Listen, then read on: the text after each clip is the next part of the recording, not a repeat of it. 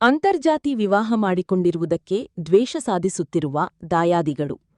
ಪ್ರೀತಿ ಮಾಡಿ ಅಂತರ್ಜಾತಿ ವಿವಾಹ ಮಾಡಿಕೊಂಡಿರುವುದರಿಂದ ಇದರಿಂದ ದ್ವೇಷ ಬೆಳೆಸಿಕೊಂಡಿರುವ ದಾಯಾದಿಗಳು. ಯಲವಳ್ಳಿ ಗ್ರಾಮದ ಪ್ರದೀಪ್ ಎಂಬವರು ಅಂತರ್ಜಾತಿ ವಿವಾಹ ಮಾಡಿಕೊಂಡಿರುವುದರಿಂದ ತನ್ನದೇ ಆದ ಗ್ರಾಮದಲ್ಲಿ ದಾಯಾದಿಗಳು ಜಾತಿ ನಿಂದನೆ ಮಾಡಿ ದ್ವೇಷ ಬೆಳೆಸಿಕೊಂಡಿರುವುದು ಸುಮಾರು ವರ್ಷಗಳಿಂದ ಇದೆ ಎಂದು ಪ್ರದೀಪ್ ವಾದವಾಗಿದೆ. ಇದರಿಂದ ಭಯಗೊಂಡ ಪ್ರದೀಪ್ ಅವರು ಗ್ರಾಮದಲ್ಲಿರದೆ ಗ್ರಾಮದ ಗೇಟ್ ಬಳಿರುವ ತನ್ನ 3 ಗುಂಟೆ ಪಿತ್ರಾರ್ಜಿತ ಜಮೀನಿನಲ್ಲಿ ಮನೆ ನಿರ್ಮಿಸಿಕೊಳ್ಳಲು ಸುಮಾರು 30 ಲಕ್ಷಗಳ ಸಾಲವನ್ನು ಸಹ ಪಡೆದಿರುತ್ತಾರೆ ಬ್ಯಾಂಕ್ನಿಂದ. ಈ ದ್ವೇಷ ಬೆಳೆಸಿಕೊಂಡಿರುವ ದಾಯಾದಿಗಳು ತಾನು ನಿರ್ಮಿಸಿಕೊಂಡಿರುವ ಗೇಟದ ಬಳಿ ಮನೆಯನ್ನು ರಾತ್ರಿಗೋ ರಾತ್ರಿ ತಳ್ಳು ಹಾಕಿರುತ್ತಾರೆ. ಆದ್ದರಿಂದ ಮಾಧ್ಯಮದ ಮೂಲಕ ತನಗೆ ನ್ಯಾಯ ದೊರಕಿಸಿಕೊಡಲು ಮನವಿ ಮಾಡಿರುತ್ತಾರೆ ಪ್ರದೀಪ್. ನಮ್ದು ಯಲವಳ್ಳಿ ಪ್ರದೀಪ್ ಅಂತ. ಇಲ್ಲಿ ಯಲವಳ್ಳಿಯಲ್ಲಿ ನಾವು ವಾಸವಾಗಿದ್ದು, ನಾನು ಊರಲ್ಲಿ ತೊಂದರೆ ಇರೋದ್ರಿಂದ ನಾನು ತಾತನ ಪಿತ್ರಾರ್ಜಿತದಲ್ಲಿ 3 ಗುಂಟೆಯಲ್ಲಿ ನಿವೇಶನ ಕಟ್ಕೊಂಡಿದ್ದು ಸುಮಾರು ಒಂದು 20 ಲಕ್ಷ ರೂಪಾಯಿ ಖರ್ಚು ಮಾಡಿ ವೆಚ್ಚದಲ್ಲಿ ನಿರ್ಮಾಣ ಮಾಡಿರ್ತಕ್ಕಂಥದನ್ನ ರಾತ್ರೋರಾತ್ರಿ ಬಂದು ನಿನ್ನೆ ರಾತ್ರಿ ನಾ 10 ಗಂಟೆಯಿಂದ ಇಲ್ಲೇ ಮನೆಯಲ್ಲಿ ಮಲಗಿದ್ದೆ, ಹೊರಗಡೆ ಇಲ್ಲೇ ಮಲಗಿದ್ದೆ. ಆದ್ರೆ ಇಲ್ಲಿಂದ ನಾನು ಹೋಗ್ಬೇಕಾದ್ರೆ ರಾತ್ರಿ ಬಂದು ಈ ತರ ಮಾಡಿ ಎಲ್ಲ ಹೆಚ್ಚು ಕಮ್ಮಿ ಮಾಡಿ ನಮ್ಮೂರವರೇ ತೊಂದರೆ ಮಾಡಿ ಹೋಗಿದ್ದಾರೆ. ವೇಣುಗೋಪಾಲು, ಕೋದಂಡ, ಸುಬ್ರಹ್ಮಣ್ಯ, ರವಿರಾಮಯ್ಯ ಅನ್ನೋರು ಈ ತರ ಮಾಡ್ಬಿಟ್ಟು ನಮ್ಗೆ ತೊಂದರೆ ಕೊಟ್ಟು ನಮ್ಮನ್ನ ಎಲ್ಲೂ ಬದುಕಕ್ ಬಿಡ್ತಾ ಇಲ್ಲ. ನಮ್ಗೆ ಇದೇ ರೀತಿ ತೊಂದರೆ ಕೊಟ್ಟು ನಮ್ಮನ್ನ ಬಿಡಬಾರದು ಅಂತ, ನಮ್ಮನ್ನ ಬದುಕಬಾರ್ದು ಅಂತೇಳಿ ನಮ್ಮನ್ನ ಈ ತರ ನಮ್ಗೆ ತೊಂದರೆ ಮಾಡ್ತಾ ಇದಾರೆ. ನಮ್ ಜೀವಕ್ಕೆ ಸಮಸ್ಯೆ ಏನು? ಏನ್ ಸರ್ವೆ ನಂಬರ್? ಗ್ರಾಮ ಠಾಣಕ್ಕೆ ಸೇರಿರೋದಾ? ಸರ್ವೆ ನಂಬರು ನಮ್ಮ ತಾತನ ಹೆಸರಲ್ಲಿ ಇದೆ. 190 survey number, Yalavalli survey number. ಹಳೆ ನಂಬರು 166 ಸರ್ವೆ ನಂಬರ್ ಹಳೇದು, ಹೊಸ ನಂಬರ್ 190 ಸಬ್ 1ರಲ್ಲಿ 3 ಗುಂಟೆ ನಮ್ಮ ತಾತನ ಹೆಸರಲ್ಲಿ ಇದೆ, ವೆಂಕಟರಾಮಯ್ಯ ಬಿನ್ ವೆಂಕಟರಾಮಯ್ಯ. ಅದರಲ್ಲಿ ಊರಲ್ಲಿ ಇದೇ ಮೂಲಕ 10 ವರ್ಷದಿಂದ ನಾನು ಅಂತರ್ಜಾತಿ ವಿವಾಹ ಮಾಡ್ಕೊಂಡಿದ್ದು. ಅದರಿಂದ ನಮ್ಗೆ ತೊಂದರೆ ಮಾಡ್ತಾ ಊರಲ್ಲೇ ತೊಂದರೆ ಮಾಡ್ತಾ ಇದ್ರಿಂದ ನಾನು ಊರೇ ಬಿಟ್ಬಿಟ್ಟು ಹೊರಗಡೆ ಬಂದು ನಾವು ಬದುಕೋಣ ಅಂತ ಹೇಳ್ಬಿಟ್ಟು ನಾನು ನಮ್ಮ ಮಿಸಸ್ ಈಗ ಸಾಲ ಮಾಡ್ಕೊಂಡು ನಾವೊಂದು 20 ಲಕ್ಷ ರೂಪಾಯಿ ಬಂಡವಾಳ ಹಾಕಿ ಮನೆಯೆಲ್ಲ ನಿರ್ಮಾಣ ಮಾಡಿದ್ರೆ ಇದೇ ರೀತಿ ಬಂದು ರಾತ್ರಿ ಬಂದು ಈ ತರ ಎಲ್ಲ ಮಾಡಿ ನಮ್ಗೆ ತೊಂದರೆ ಕೊಟ್ಟು ಇದೆಲ್ಲ ತೊಳ್ಬಿಟ್ಟು ಹೋಗಿದ್ದಾರೆ. ಯಾರೋ ದುಷ್ಕರ್ಮಿಗಳು ಬಂದು ಕೋದಂಡ ಮತ್ತೆ ವೇಣುಗೋಪಾಲ ಅನ್ನೋರು 4 ಜನ ಸೇರಿ ಈ ತರ ಕುಮ್ಮಕ್ಕಿನಿಂದ ಮಾಡಿರೋ ಕೆಲಸ ಇದು. ನಮ್ಗೆ ನ್ಯಾಯ ದೊರಸ್ಕೊಡ್ಬೇಕಂತ ಹೇಳಿ ನಾವು ವಿನಂತಿ ಮಾಡ್ಕೊಂತೀವಿ ಸರ್. ಸರ್ ಕಟ್ಟಡ ನಿರ್ಮಾಣ ಮಾಡೋದಕ್ಕೆ ನಾವು 20 ಲಕ್ಷ ರೂಪಾಯಿ ಬಂಡವಾಳ ಹಾಕಿದೀನಿ. ಮತ್ತೆ ಸೆಂಟ್ರಿಂಗ್ ಅವ್ರಿಗೆ ಅವ್ರದ್ದು ನಮ್ದು ಎಲ್ಲ ಸೆಂಟ್ರಿಂಗ್ ಎಲ್ಲ ಹಾಳಾಗಿ ಹೋಗಿದೆ ಅಂತ ಹೇಳ್ಬಿಟ್ಟು ಅವರು 3 ಲಕ್ಷ ರೂಪಾಯಿ ಕೇಳ್ತಾರೆ. ಬೆಳಗ್ಗೆ ಬಂದಿದ್ರು ಸರ್, ಎಲ್ಲ ಸೆಂಟ್ರಿಂಗ್ ಎಲ್ಲ ಹೊಡೆದಿದ್ರು. ಇವತ್ತು ಬೆಳಗ್ಗೆ ಮೋಲ್ಡ್ ಇತ್ತು. ಮೋಲ್ಡ್ಗೆ ಅಂತ ಹೇಳ್ಬಿಟ್ಟು ಕಂಬಿ ಕೂಡ ಒಂದು 1.5 ಲಕ್ಷ ರೂಪಾಯಿ ಕಂಬಿ ಓಡಿಸಿದ್ದೆ. ಕಂಬಿನೂ ಎತ್ಕೊಂಡು ಹೋಗಿದ್ದಾರೆ. ಸೆಂಟ್ರಿಂಗ್ ಸಾಮಾನು ಇದ್ದು ಸೀಟ್ಗಳು ಒಡೆಯ ತಗೊಂಡಿದ್ರು ಕಬ್ಬಿಣದ್ದು, ಅದು ಸೀಟು ಪತ್ತೆ ಇಲ್ಲ. ಎಲ್ಲ ನನ್ನ ತಲೆ ಮೇಲೆ ಈಗ ಅವ್ರದ್ದೇ ಒಂದು 4 ರಿಂದ 5 ಲಕ್ಷ ರೂಪಾಯಿ ಬಂಡವಾಳ ನಾನೇ ಅವ್ರು ಕಟ್ಕೊಡ್ಬೇಕು ಲೇಬರ್ಗೆ. ಮತ್ತೆ ಮೇಸ್ತ್ರಿಗೆ 35 ಸಾವಿರಕ್ಕೆ ಚದರಕ್ಕೆ ಕಟ್ಟೋದಕ್ಕೆ ಅಂತೇಳಿ ನಾನು ಒಪ್ಸಿದ್ದೆ ಸರ್ ಅವ್ರಿಗೆ. ಕುಮಾರ್ ಅಂತ ಹೇಳ್ಬಿಟ್ಟು ಮೇಸ್ತ್ರಿ, ಮಸೀದ್ ಪಾಳ್ಯದವರು. ಈ ತರ ನಮ್ಗೆ ತೊಂದರೆ ಮಾಡಿ ಇದ್ ಮಾಡಿದ್ರೆ ನಾವ್ ಏನ್ ಮಾಡ್ಬೇಕು ಅಂತ ನಮ್ಗೆ ಏನು ದೋಸ್ತಾ ಇಲ್ಲ. ಈಗ ನಂಗ್ಲಿ ಠಾಣೆಯಲ್ಲಿ ಹೋಗ್ಬಿಟ್ಟು ದೂರ ದಾಖಲೆ ಮಾಡಿ ಕೊಟ್ಟು ಬಂದಿದ್ರಿ. ಮೇಡಮ್ ಎಲ್ಲ ಹೊರಗಡೆ ಹೋಗಿದಾರೆ ಅಂತ ಹೇಳಿದ್ರು. ಅದಕ್ಕೆ ಬಂದು ನಾನು ಈ ತರ ಜನ ಮುಂದೆ ಹೇಳ್ಕೊತಾ ಇದೀನಿ, ನನ್ ಕಷ್ಟ ಹಿಂಗಾಗಿದೆ.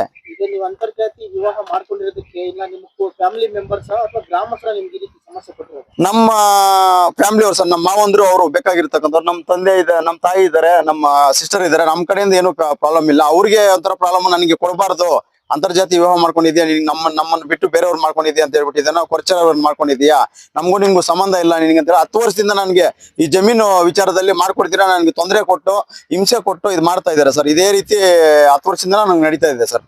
ಏನಾದ್ರು ಬೇರೆ ತರ ಈ ವಿಚಾರಕ್ಕೆ ಸಂಬಂಧ ಏನಾದ್ರು ಗಲಾಟೆ ಸರ್ ಆಗಿದೆ ಸರ್. ಇವ್ರ ಮೇಲೆನೆ ಕಂಪ್ಲೇಂಟ್ ಕೊಟ್ಟಿದ್ರಿ ಸರ್ ನಾವು. SC/ST ಸೆಲ್ಲಲ್ಲೂ ಕೊಟ್ಟಿದ್ರಿ. ಮತ್ತೆ ನಾವು CM ಸಿದ್ದರಾಮಯ್ಯ ಸಾರ್ಗೂ ನಾವು ಪೋಸ್ಟ್ ಮಾಡಿದ್ರಿ, ರಿಜಿಸ್ಟರ್ ಮಾಡಿದ್ರಿ. ಯಾರ ಕಡೆಯಿಂದ ಏನೋ ನಮ್ಗೆ ನ್ಯಾಯ, ಹ್ಯೂಮನ್ ರೈಟ್ಸ್ಗೆಲ್ಲ ನಾವು ಮಾಡಿದ್ರಿ, ಅದರಿಂದ ಏನೋ ನಮ್ಗೆ ನ್ಯಾಯ ದೊರಕಿಲ್ಲ. ನಾವು ಈ ತರ ಮಾಡ್ಕೊಂಡೇನೋ ಆಯ್ತು, ಆಗಿದ್ದಾಗೋಯ್ತು ಅಂತ ಹೇಳ್ಬಿಟ್ಟು ನಾವೆಲ್ಲ ಮರ್ತು ಊರ್ ಬಿಟ್ಬಿಟ್ಟು ಬಂದು ನಾವು ಹೊರಗಡೆ ಬದುಕಟ್ಕೋಣ ಅಂತ ಹೇಳ್ಬಿಟ್ಟಿದ್ದನ್ನ ನಾವು ಬಂದು ಇಲ್ಲಿ ಈ ತರ ಮಾಡ್ಕೊಂಡು ಒಂದು 20 ಲಕ್ಷ ರೂಪಾಯಿ ಬಂಡವಾಳ ಹಾಕಿ ನಾವು ಮಾಡಿದ್ರೆ, ಮನೆ ನಿರ್ಮಾಣ ಮಾಡಿದ್ರೆ, ರಾತ್ರೋರಾತ್ರಿ ಬಂದು ಈ ತರ ಮಾಡಿ ಹೆಚ್ಚು ಕಮ್ಮಿ ಮಾಡಿ ಎಲ್ಲ ನೆಲಸ ಮಾಡಿ ಹೋಗಿದ್ದಾರೆ ಸರ್. ಸರ್ ನಾನು ರಾತ್ರಿ ಇಲ್ಲಿ 10 ಗಂಟೆ ಇದ್ದೆ ಸರ್. ನಾನೇನಾದ್ರು ಬೈ ಚಾನ್ಸ್ ಏನಾದ್ರು ಇನ್ನೂ ಒಂದು ಅರ್ಧ ಗಂಟೆ 1 ಅವರ್ ಏನಾದ್ರು ಇದ್ದಿದ್ದು, ಅವ್ರು ಬಂದಾಗ ಎಷ್ಟು ಜನ ಬಂದಿದ್ರು ನನ್ಗೆ ಐಡಿಯಾ ಇಲ್ಲ. ವೆಹಿಕಲ್ JCB ಏನೋ ಬಂದಿಲ್ಲ, ಎಲ್ಲ ಜನನೇ ಬಂದು ಗಡಾರೆ ಸಮಿತಿಯಲ್ಲಿ ತಗೊಬಂದು ಹೊಡೆದು ಎಲ್ಲ ಇದು ಮಾಡಿರೋದು. ನಾನು ಇದ್ದಿದ್ರೆ ನನ್ನನ್ನು ಜೀವ ಸಮೇತ ಬಿಡ್ತಾ ಇರ್ಲಿಲ್ಲ, ನನ್ನನ್ನು ಸಾಯಿಸಿ ಬಿಡ್ತಾ ಇದ್ರು. ದೇವ್ರ ದಯ ನಾನು ಆ ಟೈಮಲ್ಲಿ ನಾನು ಇಲ್ದಿರೋ ಕಾರಣ ನಾನು ಬಚಾವಾಗಿದ್ದೀನಿ. ಇವತ್ತು ನಿಮ್ಮ ಎದುರುಗಡೆ ಬಂದು ಮಾತಾಡೋದಕ್ಕೆ ನಮ್ಗೆ ಒಂದು ದೇವರ ಅವಕಾಶ ಕೊಟ್ಟಿದ್ದಾರೆ. ಇಲ್ಲಾಂದ್ರೆ ರಾತ್ರಿನೇ ನನ್ನ ಏನಾದ್ರು ಒಂದು ಮಾಡಿರೋರು ಸರ್ ಇವರು. ಅಧಿಕಾರಿಗಳಿಗೆ ಮತ್ತೆ ಇವತ್ತು ಏನು ಪೊಲೀಸ್ ಇಲಾಖೆಗೆ ಏನು ಮನವಿ ಮಾಡ್ಕೊಳಕ್ ಇಷ್ಟಪಡ್ತೀವಿ? ಸರ್ ಏನಿಲ್ಲ ಸರ್, ನಮ್ಗೆ ಏನೋ ಕಾನೂನು ಕ್ರಮ ಅವ್ರು ಜರುಗಿಸಿ ಅವ್ರ ಮೇಲೆ ಏನಿದೆಯೋ ಕಾನೂನು ಕ್ರಮವಾಗಿ ಅವ್ರಿಗೆ ಶಿಕ್ಷೆ ಆಗ್ಬೇಕು. ನಮ್ಗೆ ಆಗಿರ್ತಕ್ಕಂಥ ನಷ್ಟ ಯಾರು ಭರಿಸೋರು? ನಾವು ಸಾಲ ಸೋಲ ಮಾಡ್ಕೊಂಡು ನಾವು ಕಟ್ಕೊಂಡಿರ್ತಕ್ಕಂಥ, ನಾವು ಕೂಲಿ ನಾಲಿ ಮಾಡ್ತಕ್ಕಂಥವ್ರು. ನಾನು ಮೊದಲೇ ಹ್ಯಾಂಡಿಕ್ಯಾಪ್ಟ್ ಸರ್, ಫಿಸಿಕಲ್ ಹ್ಯಾಂಡಿಕ್ಯಾಪ್ಟು. ನನಗೆ ನಿರಂತರವಾಗಿ ಇದೆ ಅಂತ ನನಗೆ ತೊಂದರೆ ಕೊಟ್ಟು ನನ್ನನ್ನ ಹಿಂಸೆ ಮಾಡ್ತಾ ಇದ್ದಾರೆ ಸರ್ ಇವರು. ಇದುವರೆಗೂ ಬಂದಿತ್ತು ಸರ್ ಕಾಮಗಾರಿ ಮೋಲ್ಡಿಂಗ್ ಅಂತ ಬಂದಿತ್ತು ಸರ್. ಇವತ್ತು ಮೋಲ್ಡಿಂಗ್ ಇತ್ತು, ಸೆಂಟ್ರಿಂಗ್ ಸ್ವಲ್ಪ ಪೆಂಡಿಂಗ್ ಇತ್ತು ಅಂತೇಳಿ ಅವ್ರು 6:15ಗೆ ಬಂದಿದ್ರು. ನಾನು ಅಷ್ಟೊತ್ತಿಗೆ ಮಲಗಿದ್ದೆ, ಲೇಟಾಗಿ ಹೋಗಿದ್ದು, ತಡರಾತ್ರಿ ಲೇಟಾಗಿ ಹೋಗಿ ಮಲಗಿದ್ದಕ್ಕೆ ನಾನು ಬೆಳಗ್ಗೆ ಅವ್ರು ಫೋನ್ ಮಾಡಿದಾಗ ಬಂದು ನೋಡಿದ್ದಕ್ಕೆ ನನಗೆ ಗೊತ್ತಾಗಿದೆ ಸರ್. ಅದು ಎಲ್ಲ ಮೋಲ್ಡಿಂಗ್ ಅಂತ ಬಂದಿತ್ತು, ಎಲ್ಲ ನೆಲ್ಸಮ ಮಾಡಿದ್ದಾರೆ ಸರ್. ಎಲ್ಲ ನೋಡಿ, ಎಲ್ಲ ಡೆಮಾಲೇಷನ್ ಮಾಡಿ ಒಂಥರ ಇದು ಮಾಡಿಬಿಟ್ಟಿದ್ದಾರೆ. ಎಲ್ಲ ಕ್ಲೀನ್ ಆಗಿ ಎಲ್ಲ ಏನು ಇಲ್ದಿರ, ನಾಮರೂಪ ಇಲ್ದಿರ ಗೊತ್ತಾಗದೇ ಇಲ್ಲ, ಧ್ವಂಸ ಮಾಡಿಬಿಟ್ಟಿದ್ದಾರೆ ಸರ್ ಎಲ್ಲ ಜನ ಸೇರ್ಕೊಂಡು. ಇದು ಮತ್ತೆ ನಾವು ನಿರ್ಮಾಣ ಮಾಡ್ಬೇಕಂದ್ರೆ ಕನಿಷ್ಠ 10 ಲಕ್ಷ ರೂಪಾಯಿ ಆಗುತ್ತೆ. ಮೆಟೀರಿಯಲ್ ಕೂಲಿ ಎಲ್ಲ ಸೇರ್ಕೊಂಡು 10 ಲಕ್ಷ ರೂಪಾಯಿ ಆಗುತ್ತೆ. ಇದಕ್ಕೆ ಸಂಬಂಧಪಟ್ಟ ಇಲಾಖೆ, ಪೊಲೀಸ್ ಇಲಾಖೆಯವರು ಆಗಿರ್ಬೋದು, ಮತ್ತೆ ತಾಲೂಕಾ ದಂಡಾಧಿಕಾರಿಗಳಾಗಿರ್ಬೋದು, ಯಾರ ತಪ್ಪಿಸುತ್ತಿದ್ದಾರೆ ಅವ್ರ ಕೈಯಲ್ಲಿ ನಮ್ಗೆ ಅವ್ರಿಗೆ ಕಾನೂನು ಕ್ರಮ ಜರುಗಿಸಿ ಅವ್ರನ್ನ ನಮ್ಗೆ ನ್ಯಾಯ ಕೊಡಿಸ್ಬೇಕಂತೇಳಿ ಅವ್ರ ಕಡೆಯಿಂದ ನಾವು ನಮ್ಮ ಕಡೆಯಿಂದ ನಾವು ಅವ್ರನ್ನ ಕೇಳ್ಕೊತಾ ಇದೀವಿ ಸರ್, ನಾವು ಪೊಲೀಸ್ ಇಲಾಖೆಯನ್ನ. ಈಗ ಒಂದು ಸಂಘ ಮೇಲೆ ಆರೋಪ ಮಾಡಿದ್ರ ನೀವು, ಹಾ ಸರ್. ಅವರಿಂದ ನಿಮ್ಗೆ ಹಿಂದೆ ಏನಾದ್ರು ಬೇರೆ ತರ ಸಮಸ್ಯೆ ಯಾವ ತರ ಏನಾದ್ರು ಆಗಿತ್ತು? ಅಥವಾ ಒಬ್ಬ ವ್ಯಕ್ತಿ ನೀವು ನೋಡಿದ್ರ ಆ ಟೈಮಲ್ಲಿ? ಹ್ಞೂ ಸರ್. ಇದು ನಡೆದಾಗ ನೀವು ಇದ್ರ ಸ್ಥಳದಲ್ಲಿ? ಸರ್ ಇಲ್ಲ ಸರ್, ನಾನು ಇರ್ಲಿಲ್ಲ ಸರ್ ಆ ಟೈಮಲ್ಲಿ. ನಾನು ಆಗ್ತಾನೆ ಹೋಗಿದ್ದೆ, ಅವರು ರಾತ್ರಿ ಬಂದಿರೋ ಸರ್. ಒಂದು 10 ಗಂಟೆ ಇಲ್ಲ 11 ಗಂಟೆ ಆ ತರ ರಾತ್ರಿಯಲ್ಲಿ ಬಂದಿದ್ರೆ. ಇಲ್ಲಿ ಅಕ್ಕಪಕ್ಕ ಯಾವ್ದು ಮನೆ ಇಲ್ಲ, ರೋಡು, ಯಾರು ಇಲ್ಲಿ ನೋಡ್ಕೊಳಕ್ ಆಗಲ್ಲ. ಹಂಗಾಗಿ ಅವ್ರು ಕರೆಂಟ್ ಇಲ್ಲ, ಏನಿಲ್ಲ, ಬಂದಿದ್ದಾರೆ, ಅವ್ರು ಕೆಲಸ ಮಾಡ್ಕೊಂಡು ಅವ್ರು ಹೋಗಿದ್ದಾರೆ ಸರ್. ಇದಕ್ಕಿಂತ ಮೊದಲೇ ಅವ್ರು ನನಗೆ ಒಂದು 5 ವರ್ಷ 6 ವರ್ಷ ಹಿಂದೆ ಅವ್ರ ಮೇಲೆ ಕಂಪ್ಲೇಂಟ್ ಎಲ್ಲ ಕೊಟ್ಟಿದ್ದೀನಿ, ಎಲ್ಲ ಮಾಡಿದ್ದೀನಿ. ನನ್ನ ಮೇಲೆ ಇದೇ ರೀತಿ ಅವರು ದೌರ್ಜನ್ಯ ಎಸ್ತಾ ಇದ್ದಾರೆ. ನನಗೆ ಜಮೀನು ಕೊಡಬಾರ್ದು, ನಾನು ಇದು ಮಾಡ್ಬೇಕು ಅಂತೇಳಿ. ನನಗೆ ತಂದೆ ಬೇರೆ ಇಲ್ಲ, ನನ್ನ ತಂದೆ ತೀರ್ಕೊಂಡಿದ್ದಾರೆ. ನಾನು ಇರೋದು ಒಬ್ಬನೇ ಮಗ, ನಮ್ಮ ಅಕ್ಕ, ನಾವ್ ಇಷ್ಟೇ ಇರೋದು ಫ್ಯಾಮಿಲಿ ನಾವು. ನನಗೊಂದು ಸಣ್ಣ ಮಗು ಇದೆ, 2 ವರ್ಷ ಮಗು ಇದೆ. ಈಗ ನಾನು ಏನ್ ಮಾಡ್ಬೇಕಂತ ನಂಗೆ ಗೊತ್ತಾಗ್ತಾ ಇಲ್ಲ. ಈಗ ಮಗು ನಾವು ಫ್ಯಾಮಿಲಿ ಇಲ್ಲಿ ಇರೋಣ ಬಂದ್ಬಿಟ್ಟು ಅಂತ ಹೇಳಿದ್ದಕ್ಕೆ ಮನೆ ಕಟ್ಕೊಂಡಿರೋದು. ಈ ಮನೆನ ನೆಲ್ಸಮ ಮಾಡಿದ್ದಾರೆ. ಈ ನಷ್ಟ ನಮ್ಗೆ ಅವ್ರ ಕಡೆಯಿಂದನೇ ವಸೂಲಿ ಮಾಡಿ ಅವ್ರನ್ನೇ ಇದ್ ಮಾಡ್ಬೇಕು, ಅವರೇ ಹೊಣೆಗಾರರು ಇದಕ್ಕೆ. ಈಗಾಗಲೇ ಪೊಲೀಸ್ ಇಲಾಖೆ ಗಮನ ತಂದಿದ್ದೀರಾ ತಾವು? ಸರ್ ಕೊಟ್ಟಿದ್ದೀನಿ ಸರ್, ಕಂಪ್ಲೇಂಟ್ ಕೊಟ್ಟಿದ್ದೀನಿ, ನೆಂಗ್ಲಿ ಪೊಲೀಸ್ ಅವ್ರು ಕೊಟ್ಟಿದ್ದೀನಿ. ಫೋಟೋಸ್ ಸಮೇತ ಪಾನಿ, ಇದ್ರ ಡಾಕ್ಯುಮೆಂಟ್, ಸಂಬಂಧಪಟ್ಟ ಡಾಕ್ಯುಮೆಂಟ್ ಎಲ್ಲ ಕೊಟ್ಟಿದ್ದೀನಿ ಸರ್. ಕೊನೆಯದಾಗಿ ಏನ್ ಹೇಳಕ್ ಇಷ್ಟಪಡ್ತೀರಾ?